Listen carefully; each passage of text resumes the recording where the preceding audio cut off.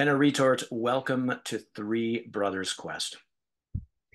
I'm so glad to be invited into the Three Brothers Quest. All the way This from was, Thailand. yeah, it just so happens that, yeah, Thailand has me wedded to its magnificent great trees. And, right now it's the monsoon season and the froggies are croaking and it's great. Mm. You've just described my home in Vermont, froggies, monsoons, and trees, but I imagine Thailand is even more stunning. Thank you for writing this book, Broody Blue, a handbook of ruthless gentleness for the natural human mystic. Natural human mystic. Anna, what what does that phrase mean? Natural human mystic. Well, first of all, what is a mystic? A mystic basically is uh, a human, you might say also, an animal that has this natural feel for what is beyond what our senses can feel in the immediacy of physicality. And well, since we've just been talking about trees and things like that, well, there is that sense of something there that is beyond the physical and that is part and parcel of us. And so my certainty is that humans are naturally mystics. And we have been, let's say, divorced from that natural sense by loads of stuff. We could spend the whole next hour going through all the stuff that has divorced us from that natural connection that we have. It's just more than a connection. It's the essence of everything is right here in us. So yeah, the natural human mystic is it's what encompasses and what inhabits this physicality and which orients, dictates, nudges, whatever it is that this physicality is here to do. Mhm. And and because it's natural, it doesn't have to be difficult. It doesn't have to mean that you have to torture yourself, on the meditation cushion for 10 years or 20 years before you have that, aha realization that is, beyond words. Um, so for us Westerners, I think it's a difficult concept to grasp unless we already feel that sense that we are already naturally mystics. Mm. How did you find your way to this notion, Anna? It's so beautiful, natural human mystic, and such a beautiful description there. I didn't particularly, did I search? Like like all kids, there were those mystical moments. And, I could see that people around me were not having them. And so I stayed quiet. Um, anyway, I wasn't like everybody else. I was a misfit. And okay, that's the way I am. And that's anyway. But, as I grew older, well, I naturally sort of veered. I studied music and I naturally veered towards medieval chant and the sound of the human voice in the stone churches of Europe. And that was not enough because the oral tradition of that had been lost in Europe. And so I started going to the East and worked with people who were rediscovering their own stuff in Russia. And then one day I landed in India, which was the very last place in the world where I wanted to be. And and I was basically catapulted into this grassroots esoteric tradition of mainly illiterate people. And that's where the quest began. But then, I had to leave India, and it continued percolating beyond my awareness, my consciousness, as I settled here in Thailand and, became an apprentice peasant. And then it's really it's the communication or the communion with nature that suddenly made it all come alive. Mm. And then, the writing of the other book that we may talk about some other time, which took me through an absolute ordeal of what humankind has been through. But having been through that ordeal, having digested all that, intellectually, but also emotionally and at, deep levels, past lives, what have you, I understand that somehow a gateway was open whereby I could now be receptive to stuff from the subtle side of everything. And so that's how this book came about. I explained somewhere at the beginning of the book that one day, I'm sitting doing my usual sort of meditation routine, and there's this sense of be breathed, and it's gruff. And, because I'm already in the meditative state, I'm in no position to argue. It just sort of, it was so obvious. Well, yes, of course. Mm. And it never, and it stayed day after day after day after day. And the different sort of the bits and pieces of how it breathes us just happened to me. And then 6 months later, the same gruff person, entity, spirit said, write about it. And I really disagreed very strongly. I think I've only been being breathed for 6 months. How the hell can I write a book? I'm not a master. Precisely.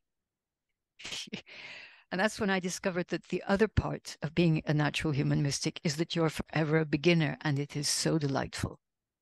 You never become a master unless you are a master of being a beginner. The other book, real quickly, is called Krivda, the Godtrix Against the Matrix. And we'll perhaps tease our audience a little bit towards the end of our conversation here about that book in brief, but really do want to focus on, as we are here on Broody Blue. I love your description of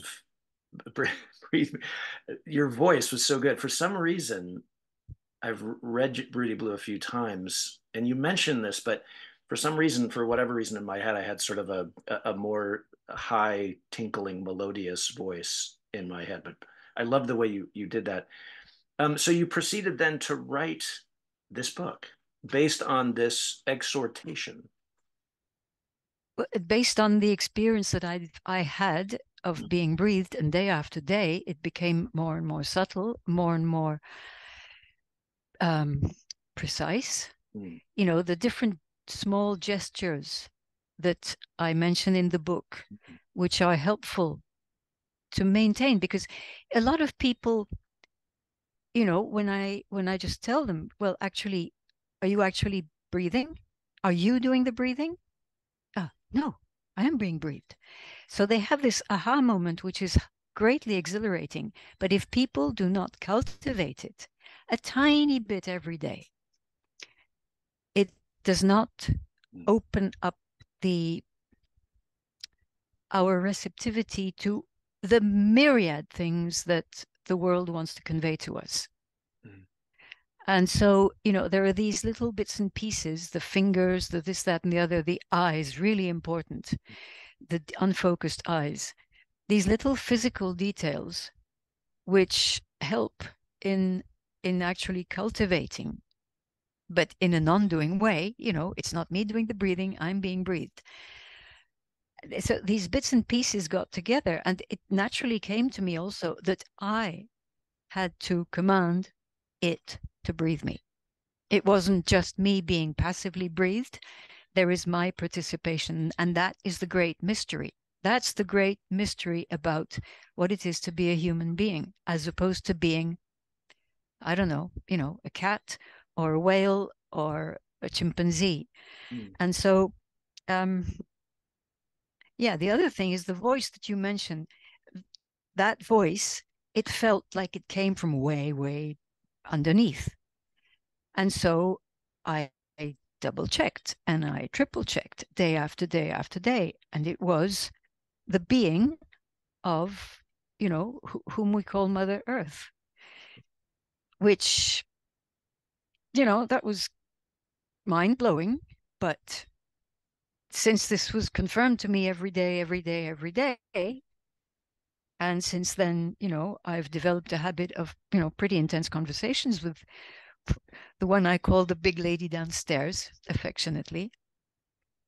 Yeah, I mean, we know it has been sort of demonstrated that our planet has sentience and has a kind of consciousness. If we can climb out of our intellectual language, the language that we use in the mind, and if we can somehow feel, speak through a different place, speak through the heart without thinking the words, then there is a channel of communication. There is what I call an inner translator in the natural human mystic that can operate this two-way translation between the subtle language of animals, plants, the planet, the sun, what have you, and what we have, which is the human language that is processed through our vocal cords and our mouth. And being able to have that inner translator and to be able to rely on it is, well, it's much more natural to pre-literate people. They, I mean, they don't use language like us at all, and it's much closer to the fundamental vibrational nature of language. And so, having these conversations with beings of nature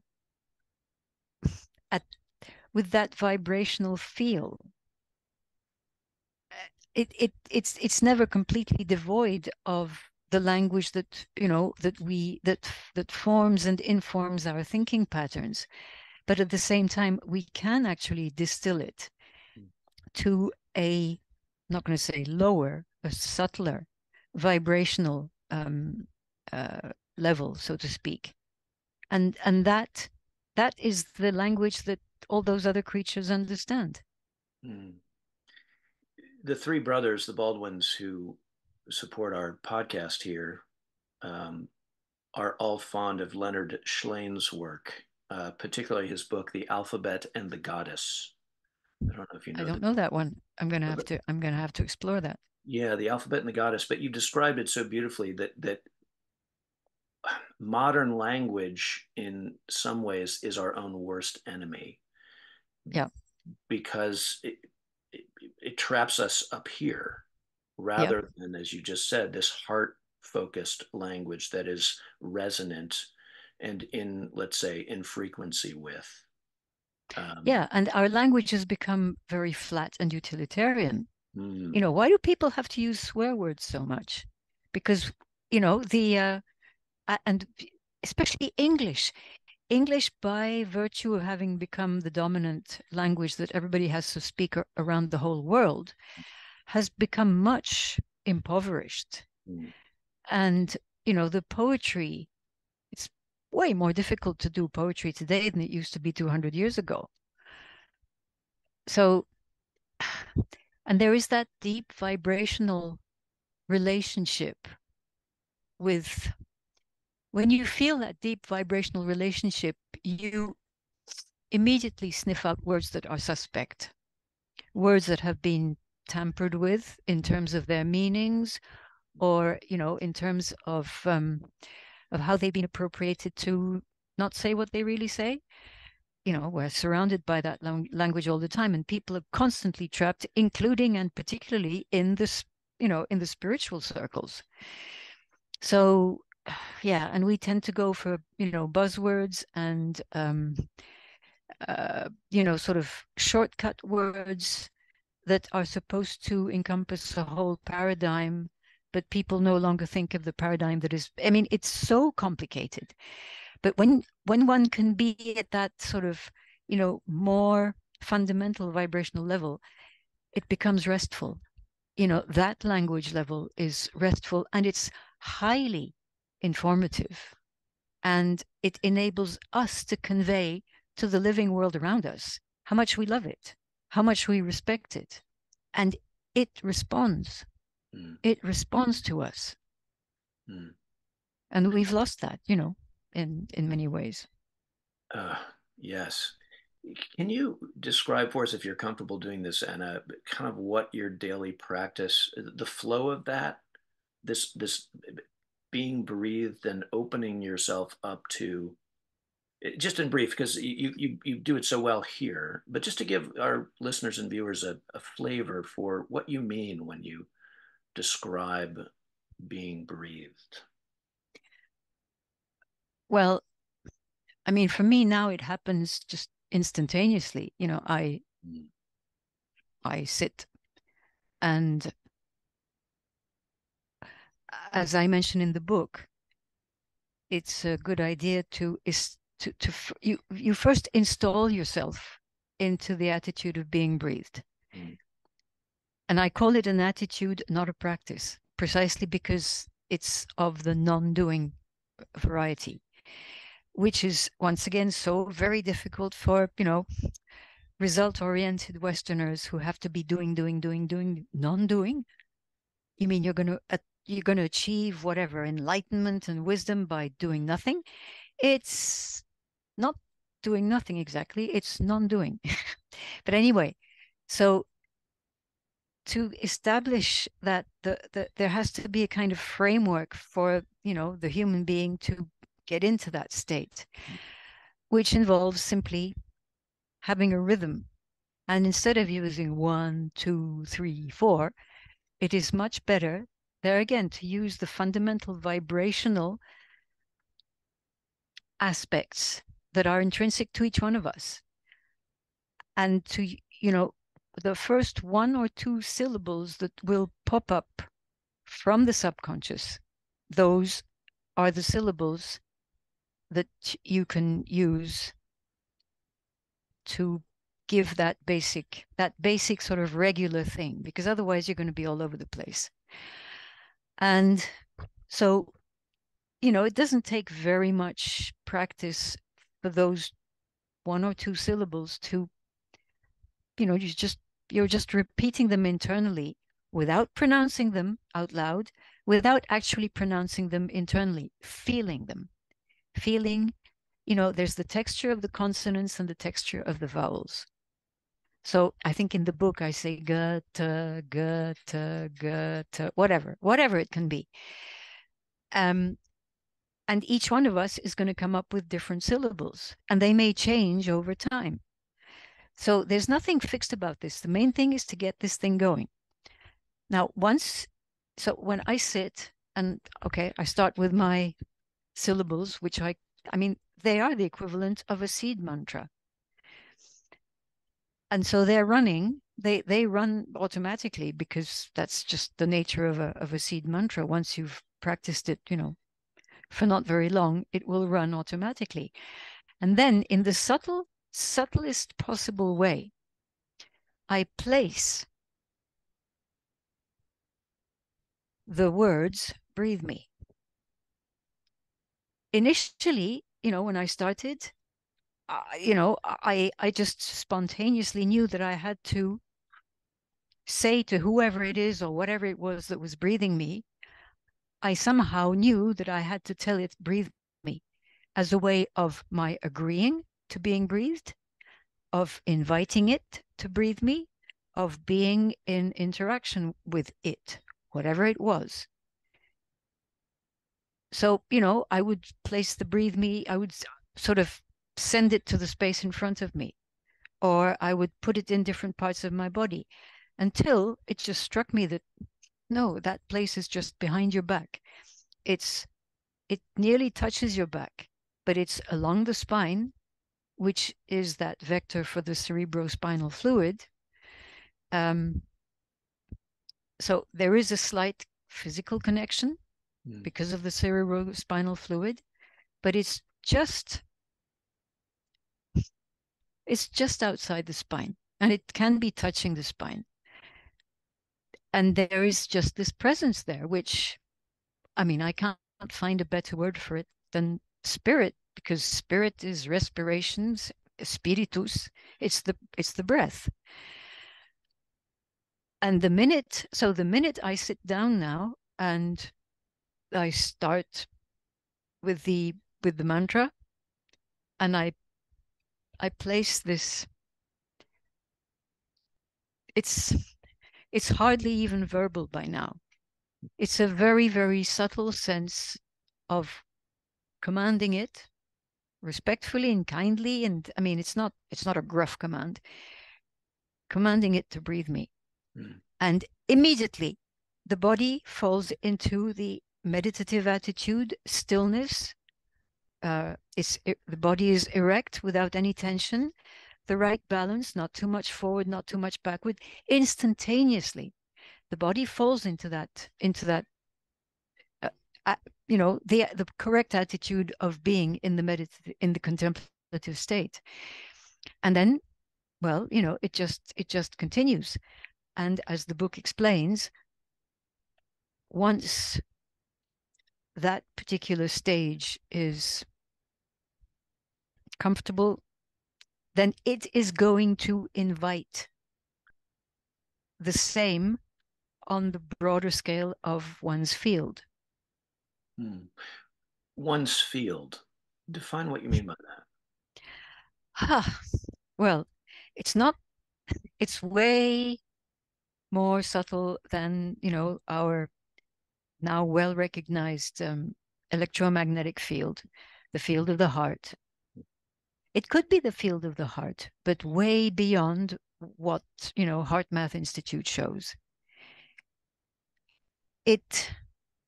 Today, I mean, actually, something must have been churning inside me in preparation for this conversation. The field that I felt to be my field extended to all over the earth. It was the first time this had happened to me. And it occurred to me that if more humans, or all humans, could inhabit their whole field like that, can you imagine what this world would be like? Wow. So I'm glad you clarified that for me. And coherence. So I've been a teacher of breath work, let's say, for many years myself. And one of the reasons I'm so taken with Broody Blue, I think, is because you're identifying a respiratory, let's say, respiratory path that seems to be very old, that hasn't really resurfaced as far as I've seen. And I think I probably read every Western English language book on breath I could get my hands on. But you're up to something a little different in Broody Blue. Yeah, but it's all in the doingness paradigm. Okay. This is the Western thing, whereas I've been living amongst Asian peasants for the past 25 years plus. They don't do breath work, but they don't need to. They will fall into the attitude without thinking of it, without knowing that they're falling into the attitude. And, the other thing is, as I mentioned in the book, I watch cats and broody hens. What we call meditation, or that I prefer to call contemplation, is natural to every living being, from the blade of grass to us, hyper complex creatures. So, but we are so obsessed with the culture of doing this, achieving, getting there. Whereas in fact, I want to get to enlightenment but you're already naturally enlightened, provided you let yourself be there, right? Yes. Yes. So it's, but you can't get to that point. Either you're going to get to that point after 40 years of sitting what are they called, zafuton, um, Yeah. in who has time for that nowadays?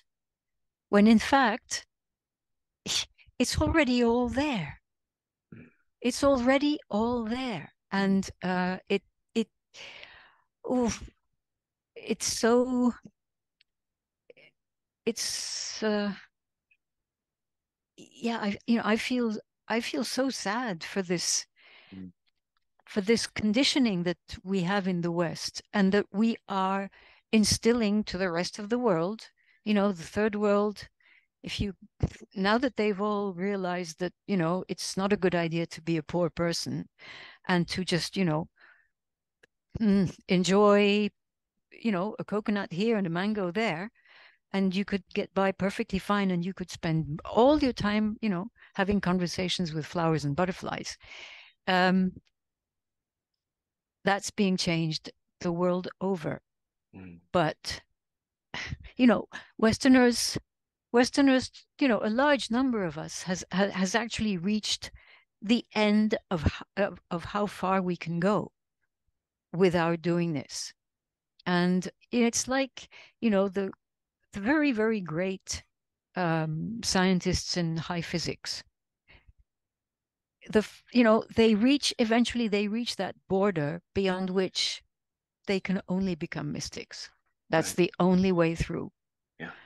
So, it may be happening without being great physicists. It may be happening to, many more of us, that we need to go back to who we are naturally. Yeah. It feels like the human species and is at a crossroads. I agree. Um, I'm not sure if you're familiar with Wendell Berry, the great Kentucky poet, environmentalist. He has Yeah, a yeah. he wrote a little book, a critique of Harvard University entomologist E.O. Wilson's book Consilience 20 years ago, called "Life is a Miracle," an essay against modern superstition. And by Mm-hmm. modern superstition, what Wendell Berry meant was science. Mm-hmm. Because E.O. Wilson proposes in Consilience that science should be the unifying framework, let's say, for all human knowledge. And in this, and I remember running across this sentence, and it, like a doves descending from heaven. I foresee a time, Berry said, in the near future where humans must choose between living as creatures or living as machines. And you use the Yep. word animal at the very beginning of our conversation here, the human animal. And it reminded me of Barry's notion that we are creatures, that we are part of this organic, living, breathing creation, and in flow with this living planet all day, every day. And we're so in the West, it seems, even unaware of Mm. that reciprocal flow.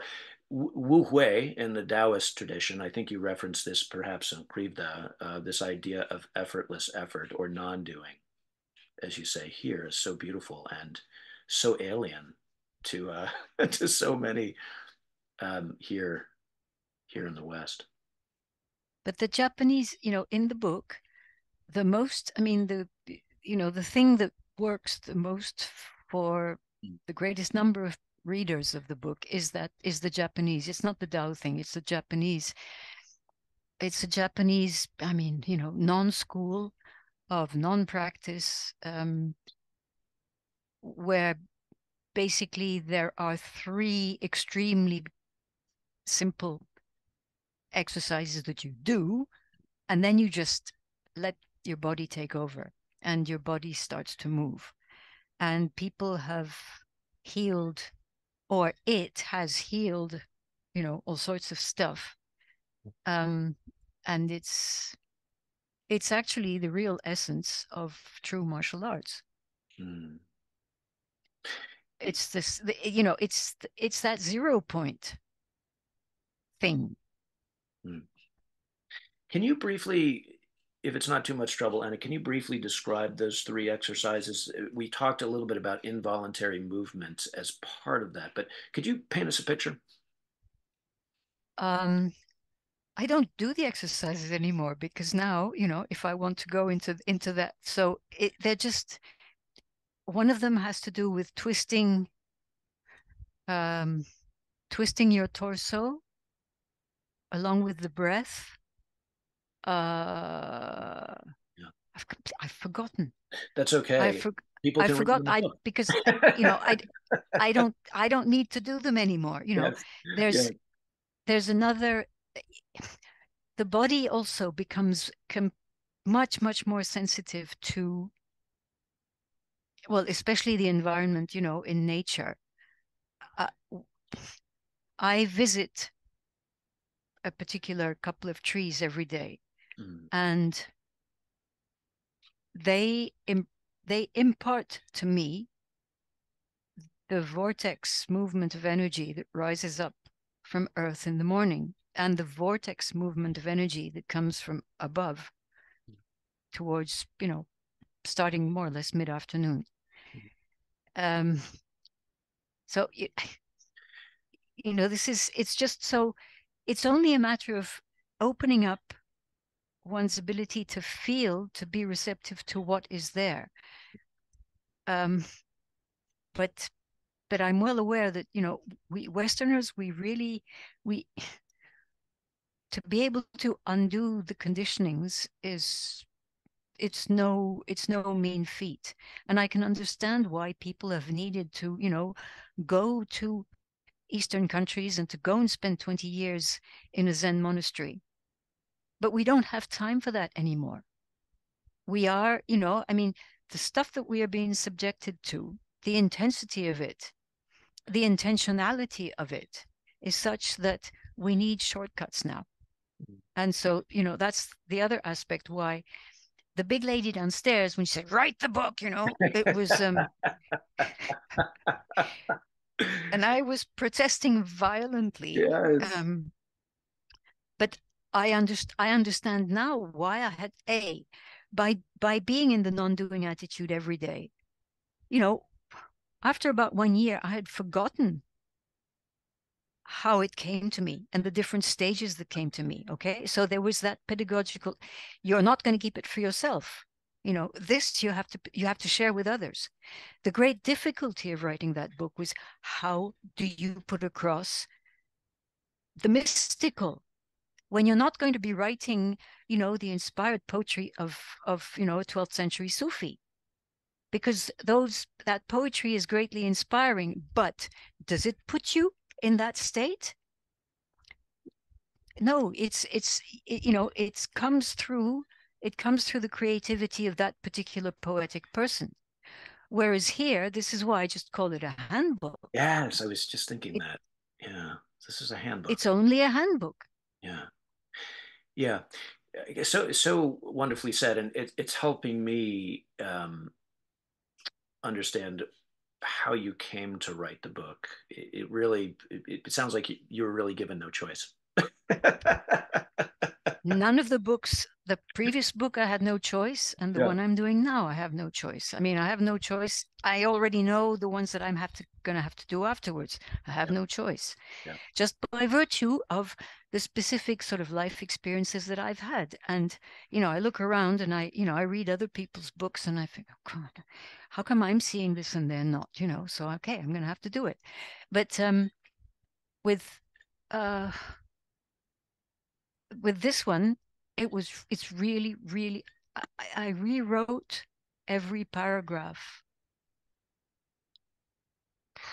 8, 9, 10 times. Mm. It was, you know, trying to keep a linear language as close to the actual experience, and at the same time, using, I don't particularly like the English language. So yeah, it was, but that's the whole business of translating, it's that actually having to rewrite every single paragraph was ultimately a very good exercise in trying to be as close as could possibly be with the human language to what was underneath. Hmm. What language would you have written this book in if you had your blue sky? Russian. Russian. I was going to guess, yeah, either an Eastern European language or Russian. Yeah. Before we leave the title of the book, a handbook for ruthless gentleness. That's such an interesting, I think many would say oxymoron. Ruthless gentleness. What do you mean by that? Well, there again, for people who know about koan and things like that, any true mystical insight Yeah. does, tend to use opposites or whatever, Mm, oxymorons, as you say. Being breathed is utterly gentle. mm, mm, It's utterly gentle. But as I said, that initial aha moment when you feel that you're being breathed, you need to be ruthless with yourself to put yourself in that attitude every day for 3 to 5 minutes. mm, 3 to 5 minutes is not much, it's gentle, but you have to be ruthless with yourself to do it every day, mm. to do the non-doing every day. Yeah. And that's the condition for it to become a second nature that you can invoke in any life situation also. Mm, When you're in the middle of a crisis, you know, mm. just that little fellow at the back, breathe me. Yes. It's extraordinary what it does. So yeah, and so okay, the ruthless gentleness for the natural human mystic who is probably still asleep inside you and waiting for you to be ruthlessly gentle with it. Yes, I love that. Yeah. And I know people are curious. The three brothers were, and you described this in the book, but just give us a teaser. Why Broody Blue? What's up with that? Well, I mean, normally people would say, oh, it's the broodiness of feeling the blues. Well, exactly the same thing as with the other book. It's the Godtrix Against the Matrix. Everybody thinks it's God who is saving us from the Matrix. It's exactly the bloody opposite. So Broody is, well, as I say in the book, hello, here is one of the teachers of Oh, the yes, book. you and I share an affinity for the felines. Yes. Well, I mean, you will have noticed that felines naturally fall into this attitude of doing nothing, of being non-doing. I have to show the back Exactly. of the book with this beautiful feline, which you write about. Yeah.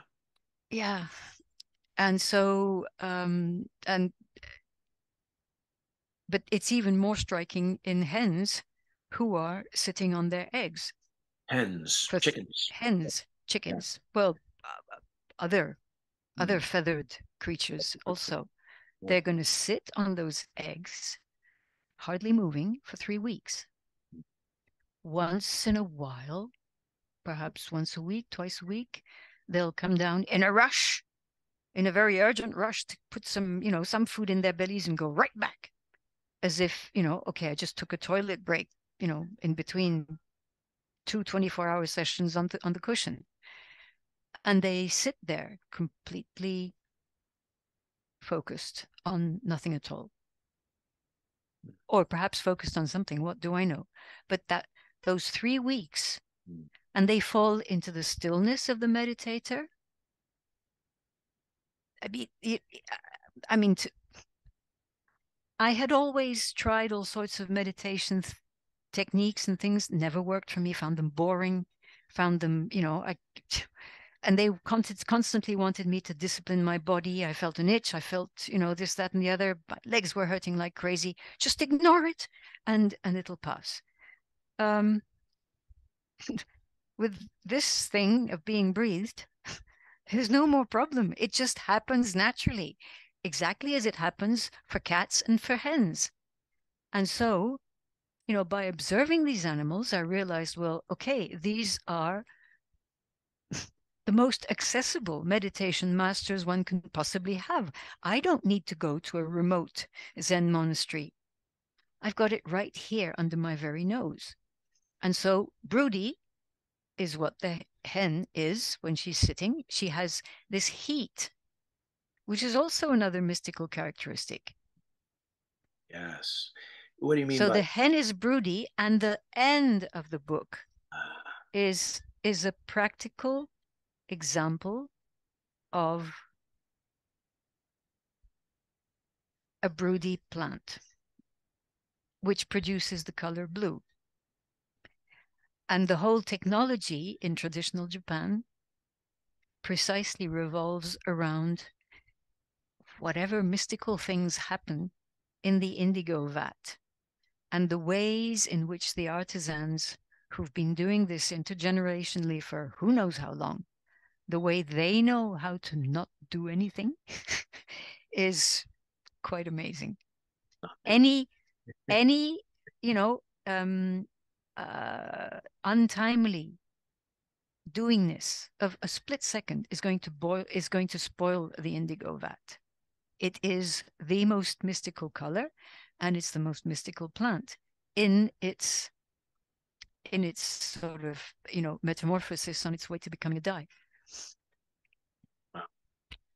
So that's how Broody Blue came about, and it's not at all the blues, and it's not at all the broodiness.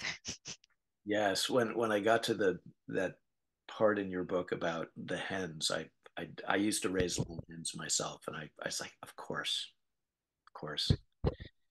I see it now. So beautiful. Well, gosh, we could talk for hours. Can you? I hope we can do this again soon, Enna. Um, can you maybe give us a little bit of a teaser about this? I believe you wrote this book before Broody Yep. Blue. Krivda, the god Krivda, Kriv, Krivda with a rolled R. Krivda, Yeah. Godtrix against the Matrix. And I would say, correct me if I'm wrong, it's a much more ambitious book for the reader, um, because Depends. well, how would you describe Krivda versus Broody Blue? Give us a teaser for our next conversation. Broody Blue comes out. It's the continuation, basically. I mean, Krivda was. I'm academically trained. Having done 3 academic books way back when, I swore to myself that never again. I was never again going to write. I'm a barefoot peasant out here. But then when COVID hit, I was talking to a friend, and we were talking about religions and gods. And I pointed out to him, yeah, but you're missing out the god of money. And he said, right, you have to write a book. And I said, no way. And the next day I started writing Krivda. So Of course, once again. Uh, yeah, for, well, when you know that you have to do it, because I saw, we were with the COVID thing, there was literally this sort of high priesthood of medicine and science. We know that science, you know, all that stuff. And then, you would have all sorts of people in the alternative media saying, yeah, this is behaving like a religion. But it bloody well is a religion. That's the whole point.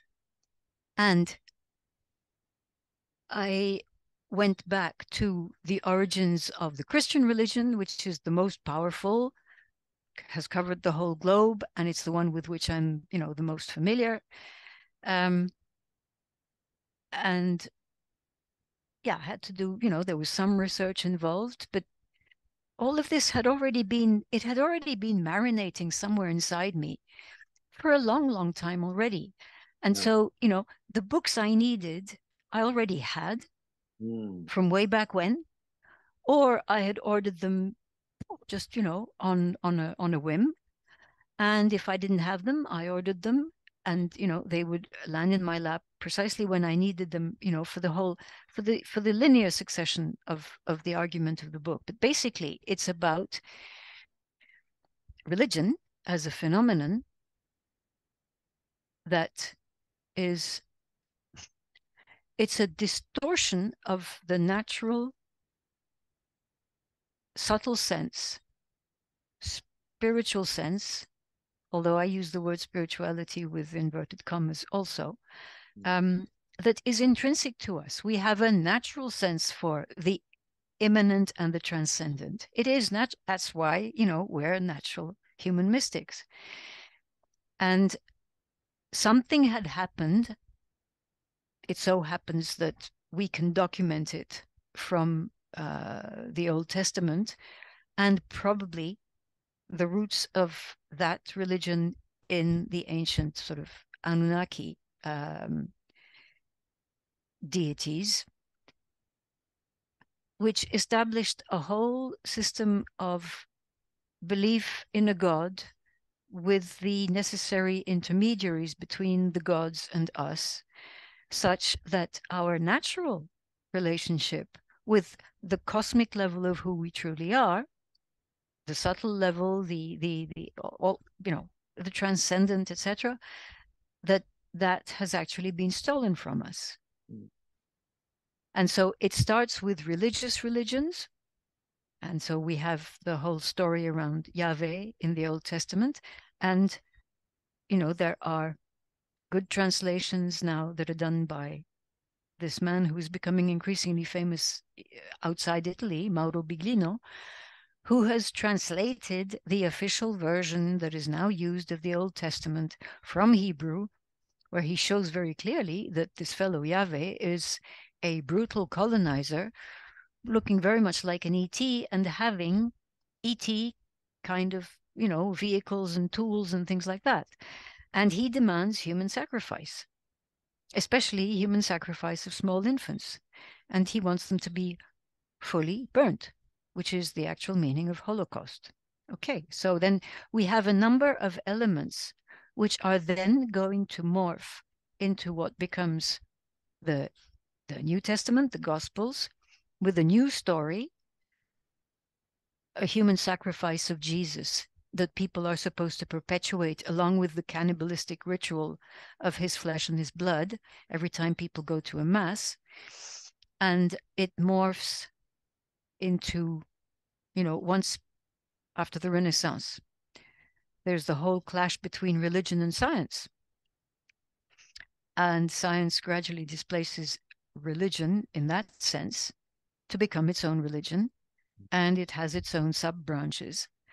And they all operate, having analyzed the basic structure of all the ingredients that you find in the Christian religion, which is the most complete, coherent, complete set of ingredients.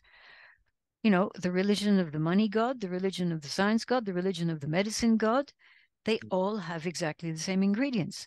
The intermediary high priest class, all the lower clergy, the geographical, this, that, and the other, the language, the myth, the dogma, everything. Exactly the same thing. So that we are now living under the empire of a religion of money, a religion of science, a religion of medicine. And a lot of us are rebelling, of course. But moving into the techno religion, which it openly is a religion for its fans. The Yuval Hararis and the Weffers, and it is their religion. By Weffers, you mean the World Economic Forum crowd, the Davos crowd, the Schwabians, although he's retiring apparently. Klaus. Yeah, sure. Whatever. And whoever it is that is behind them. Yeah. Plus, the fact that Yahweh is described as essentially an ET warlord points to the fact that, whatever it is that is running these religions is not exactly a human entity. It's something else. And just so our listeners and viewers are clear, by ET, you're referring to extraterrestrial, is that right? Yeah. An off-body being or off-planet Yeah, being. off planet, yeah, off planet, other civilizations, whatever it is. Or it could be just egregores. I haven't, other people have, I've already done a very good job of deciphering, those aspects. They can be interdimensionals, they can be all sorts of stuff. But basically, what is happening now with the technologization of everything and the way it is striving to take over everything in the living world of this planet. Mm. Uh, the micro, nano, femto, pico, whatever level. Well, it's telling us that there is something of a very subtle nature, of a very non-physical nature that is using all those, white coat people in labs doing all sorts of weird shit with bits and pieces of genetic material and weird exotic metals and nano materials and what have you, trying to place little robots, inside everything. Yeah, it makes total sense to me. I mean, to me, it's self-evident that there is another intelligence out there that is orchestrating all this. And, the very rapid advance of all these very exotic high-tech things over the past couple of decades, which have been actually ongoing for longer than that. We're only finding out 40, 50 years later what has already been invented.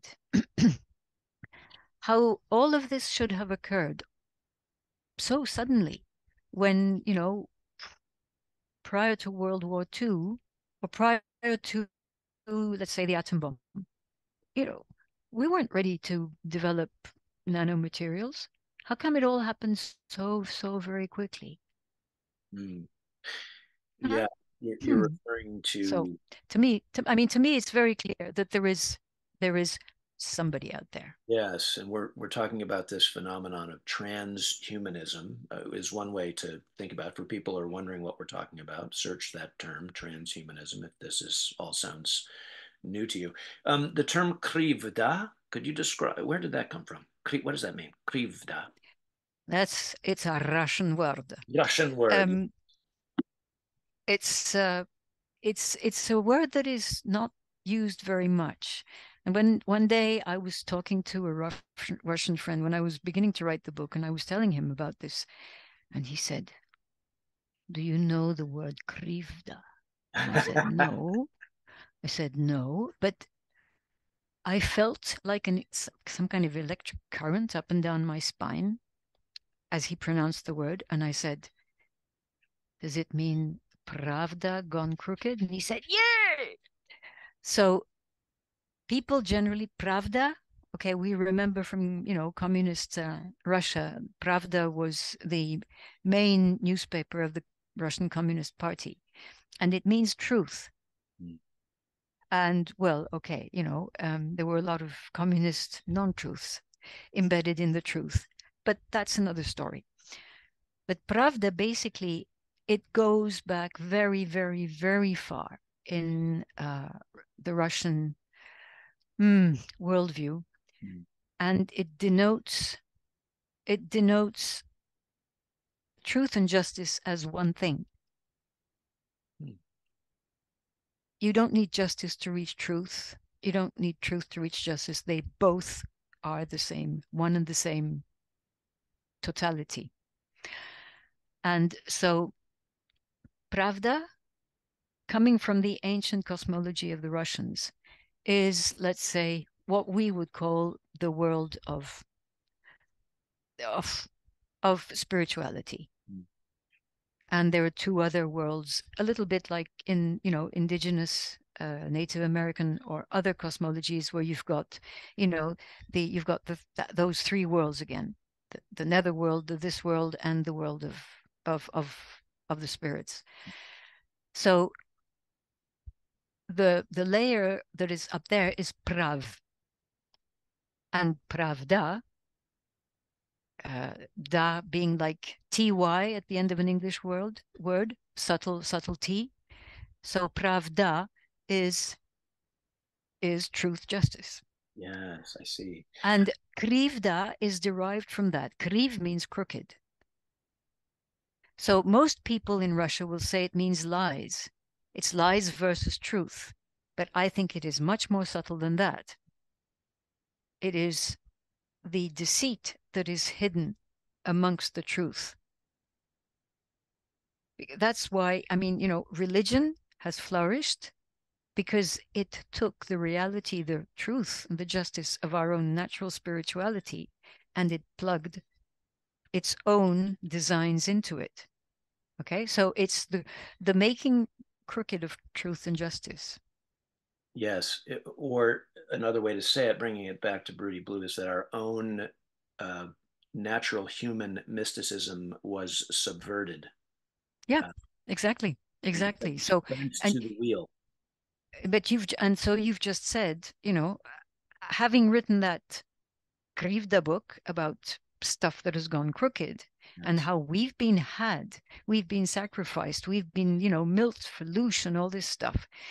Um, and we're reaching the point where the gods are all coalescing to do the final great sacrifice for whatever their purposes are.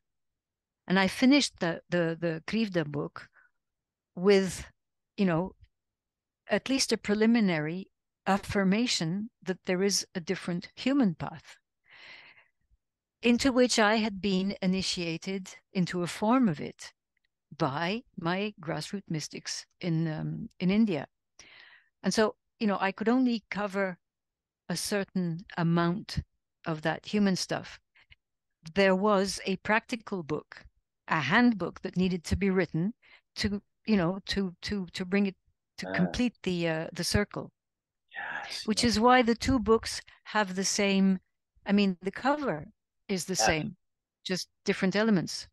yes. That gosh, this really you really bring it, but you really bring it home here for me, Anna, because I now see how these fit together. So beautiful. Well, gosh, I so appreciate this conversation. We must do it again soon. Tell our viewers and listeners how they can find you. You keep a fairly, I wouldn't say low profile out there. You're on the internet, the World Wide Web. I love those terms. Speaking of words and spellings and words that cast spells, the web, the net. Where do, where do people find you, if at all? Well, yeah, no, I mean, I don't. I'm perfectly incapable of doing social, what's it called, media, Yeah, yeah. um, Social media. whatever. I don't have time. I'm a peasant, which that takes a number of hours every day. Um, I also contemplate. I am working, on another book. Um, and I'll occasionally, when something sort of really strikes me as, okay, I need to write up something, I post something on my Substack page. That's my only other presence. Thank you. You have a Substack, which is how I've found you and reached out to you. I Ah, believe it's substack.com. It's Enna Retort. Is that what it it's is? just Enna, Enna dot Enna, Substack.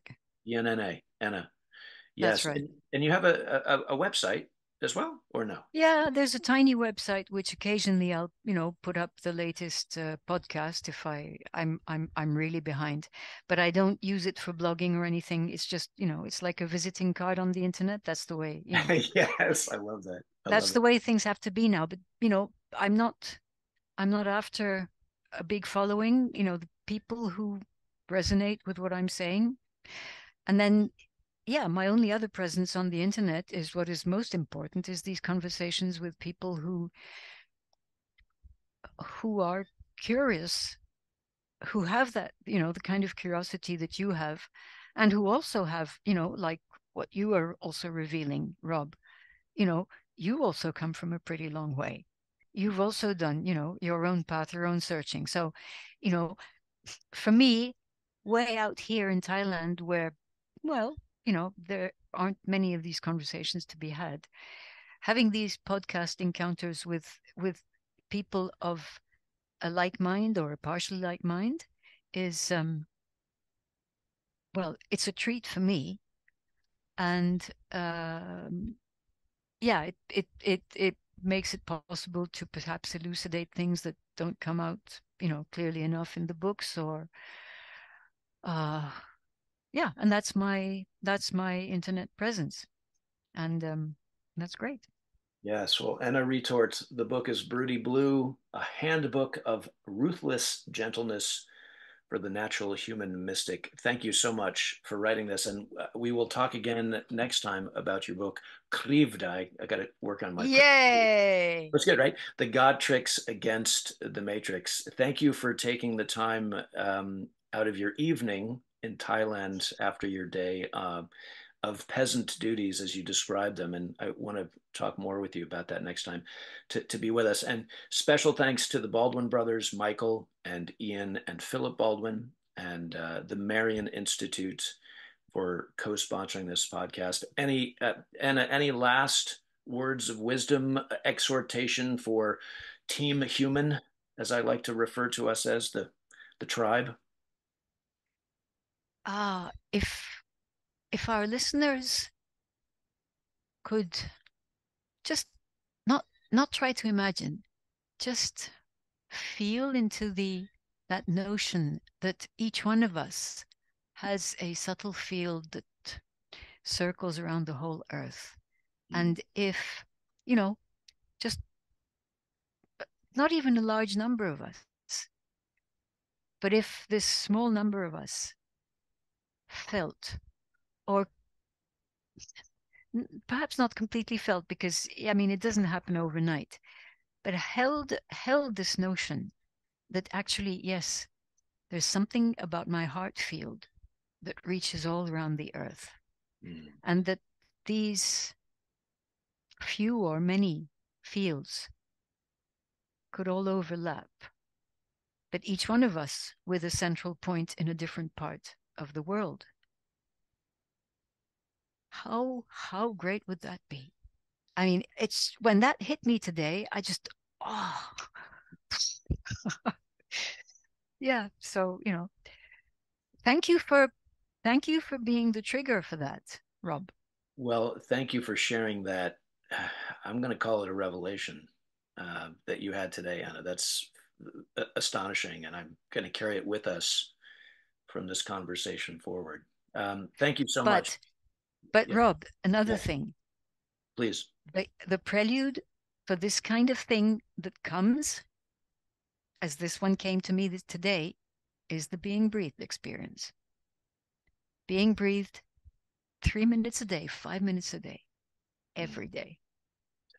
It opens up so much. I mean, I didn't know when I was writing the book, I had no clue. But it just comes and comes and comes, and you start discovering that you can actually do stuff beyond what we think we can do. And I'm not going to say what it is now, because people are going to think I'm absolutely, completely batshit crazy. We're going to save that for a next conversation. Anyway, thank you very much, Rob. I'm very, very happy to have met you. Thank you for inviting me. Thank you you, so Anna, much. and we'll talk again soon.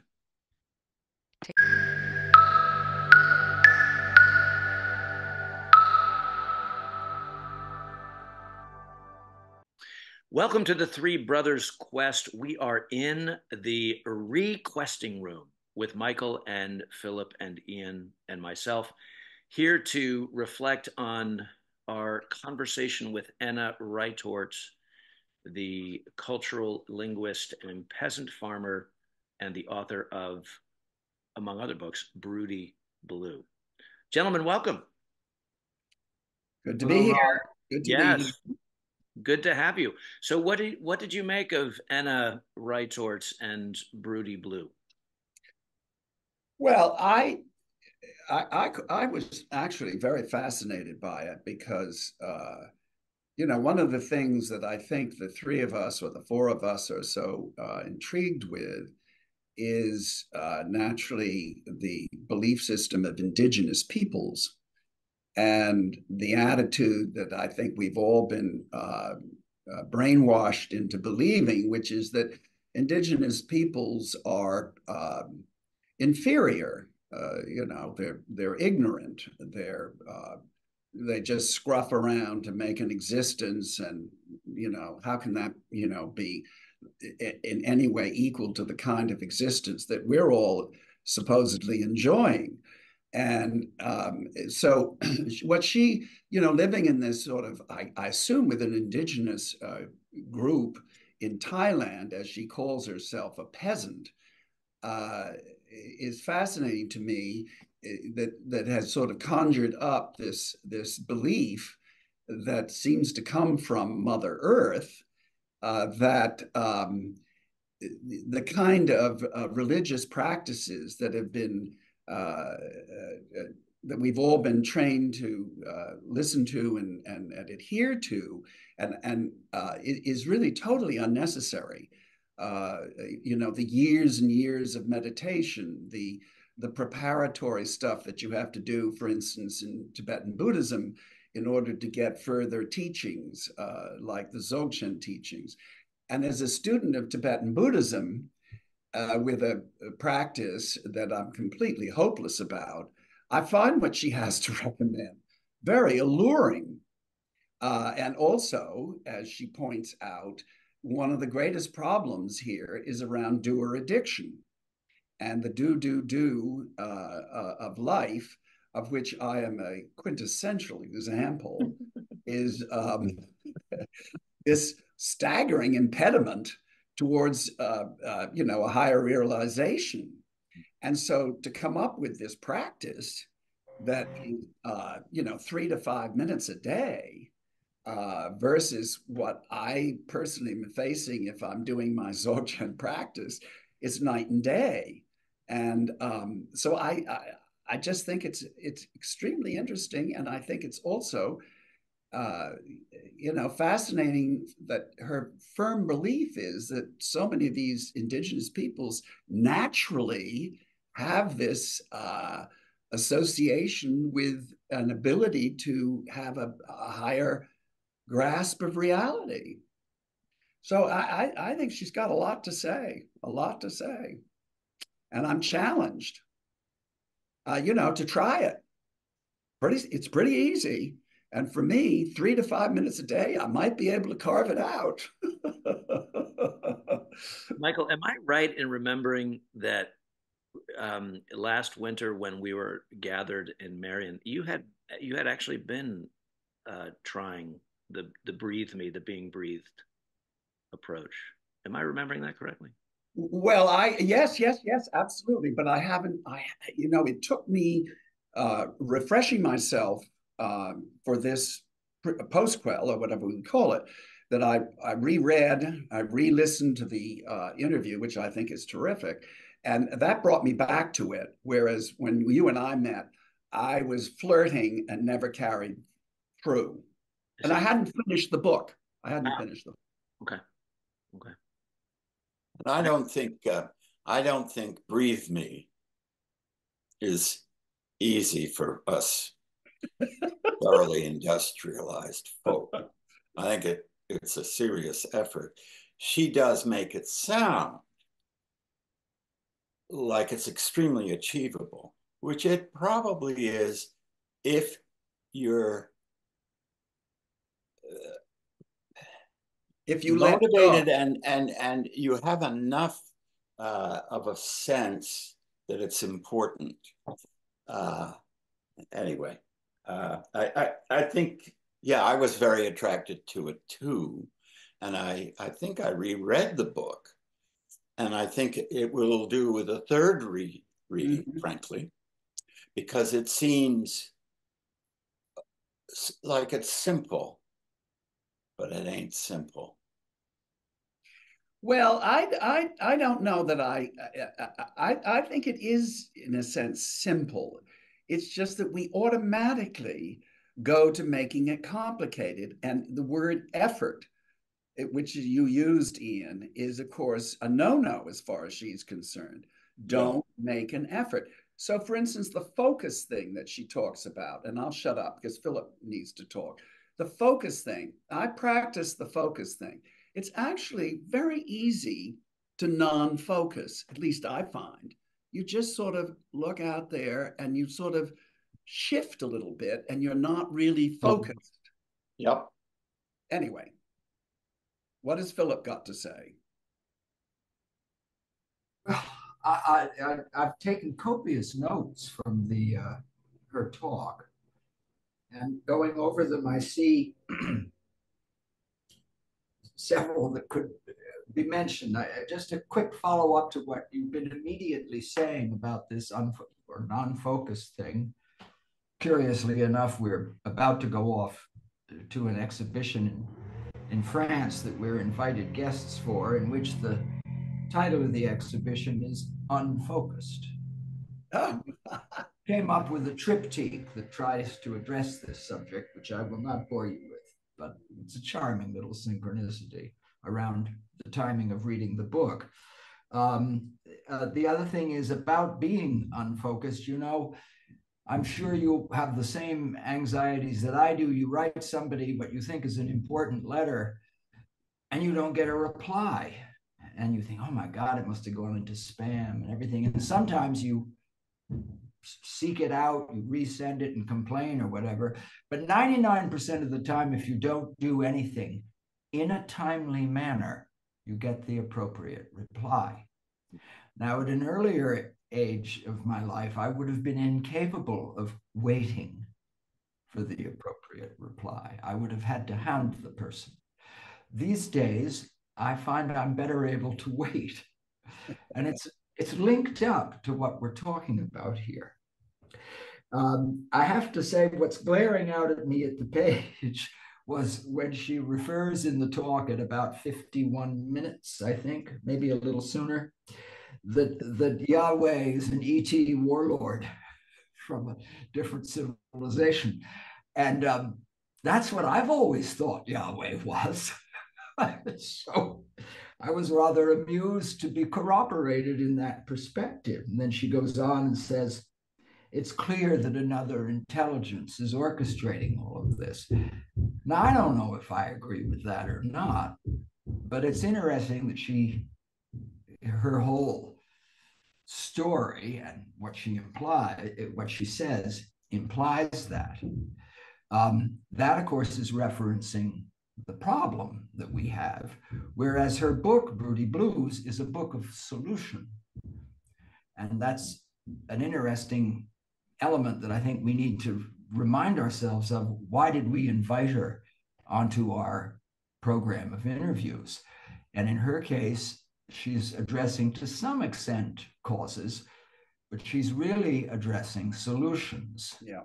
What she has suggested is a way forward. Is it a realistic way forward for a civilization such as ours, the state we're in? We could talk about that. Very good. So one of the interesting things that happened roughly where you're pointing, I think my notes have minute 53 into the interview you did, Rob. And you talk about, I think you choose that moment to talk about her earlier book, Krivda.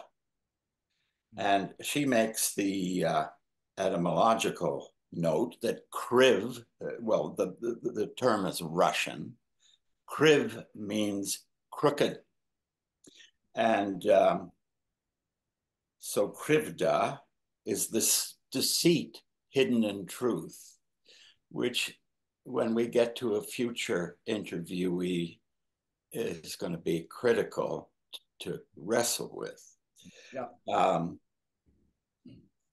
The other, that you touched on another broad theme, and it's nothing to really say except to observe that she makes a point of it more than once, which is that we are cosmic beings and Gaian beings. And her whole tradition, if you will, which springs actually from Japan, but it is, she lives in a peasant community. I think not in Thailand, but India, or is it Thailand? Oh, Thailand. Doesn't matter. It's a peasant community. And I remember traveling around the world 60 years ago and seeing an awful lot of people who could sit with their arses on their heels and just look. I've always envied it. And then carry on a conversation. Of course, none of us can do that. Why didn't our mother teach us to sit on our heels? I would But at any rate, that's the community she's living in. It hasn't learned. Of course, that's 60 years ago, so I may be full of shit. And no, it's still true. It's still true. All right. But at any rate, so you have these two sources of being. And I haven't ever thought of it that way. And more than once, she refers to someone else is at work in the background. And I would like to actually ask her, well, what do you mean by that? Yeah. And then she herself grounds this business of breathe me and all the other things that come from that very much in almost instructions from Gaia, the earth god. Pay heed to me is how her journey begins, with this connection with the Gaian voice. It's easy, much easier to talk about than to experience. And she clearly has experienced what you've described in a very visceral way. And when she mimics the voice, I know. Right about it. Wow. I wish that could happen to me if I got the right message. You got to slow down a bit. Yeah.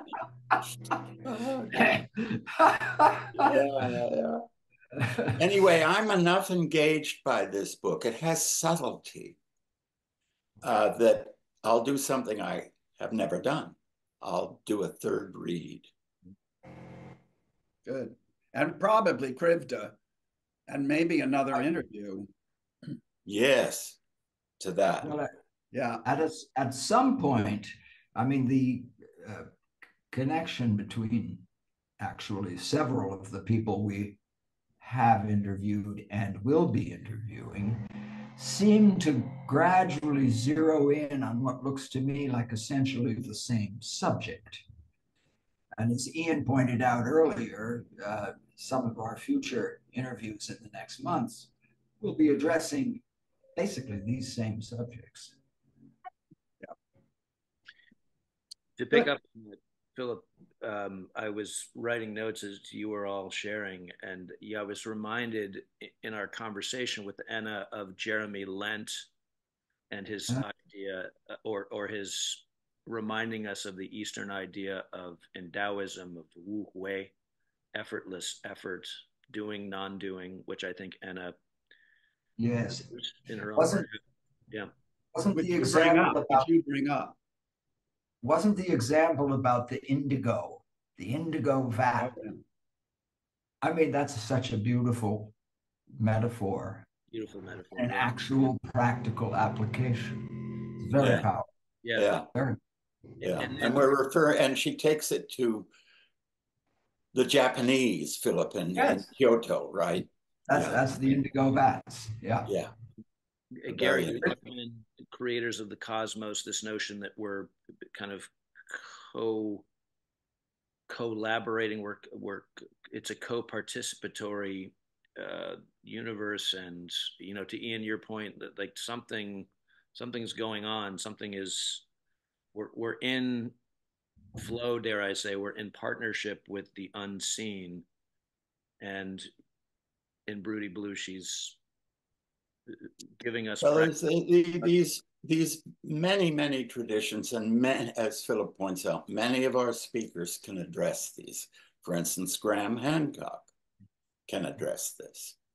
The idea that and this is buried in the indigenous traditions, or at least a great many of them, that we come from the cosmos, but we inhabit the planet, this specific planet. And there are two bodies in the Gnostic myths, as John Lash presents them. The Aeon Sophia is somehow connected to Gaia. And it's very fascinating stuff, and it takes us off subject, but she clearly herself is aware of all of this. Yeah. And she gets deep into it in Krivda. Yeah. So maybe we do all do Krivda and then invite her to speak again. Yeah. I think from what we've all said today, I think that might be a good move. Yeah. Good. Any last thoughts, gentlemen? Nope, not from me. All right. Well, thanks for joining us in the requesting room. I look forward to our next couple of conversations. We're not even going to tease them here, but we're very excited. So stay tuned, everyone. Stay tuned. All right. Enjoy your week. Yeah. Yes. You too. We'll talk soon. You too.